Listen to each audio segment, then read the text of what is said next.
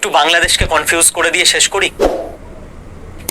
এই মুহূর্তে না, হ্যালো বন্ধুরা, বাংলাদেশে ইন্ডিয়ার প্রচুর R&AW অফিসার আছে।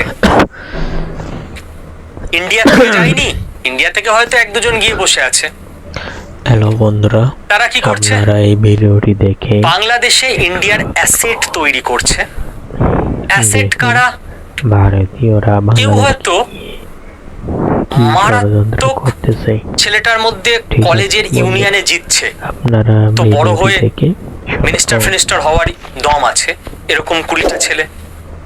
কেউ হয়তো ইউটিউব ফেসবুকে অসাধারণ লিখছে, বড় হয়ে বুদ্ধিজীবী হওয়ার চান্স আছে, এরকম 20টা ছেলে মেয়ে বিভিন্ন জায়গা থেকে চুজ করে নেয় R&AW অফিসাররা, দিয়ে তাদেরকে এই লেভেলেই ট্রেনিং দেওয়া হবে।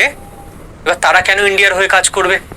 কাউকে টাকা দেওয়া হয়, কারোর হয়তো কোনো পার্সোনাল রাগ আছে নিজের দেশের সরকার বা কিছুর ওপর, কারোকে কোনো প্রলোভন দেখানো হয়, কারোকে দরকারে ব্ল্যাকমেলও করা হয়, কারোকে আদর্শের টোপ দেওয়া হয়, যাকে যেভাবে সম্ভব। There is no one way.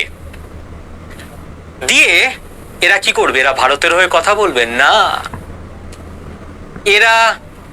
এদের মধ্যে বেশিরভাগ লোক দিন রাত ইন্ডিয়াকে গালি দেবে, বাংলাদেশের হয়ে পাকিস্তানের হয়ে কথা বলবে, এবং আস্তে আস্তে রবীন্দ্র কৌশিক যেমন আর্মির টপ লেভেলে পৌঁছেছিল, সেরকম এরাও বিভিন্ন অর্গানাইজেশনের টপ লেভেলে পৌঁছাবে এবং চূড়ান্ত ভারত বিরোধিতা করে যাবে।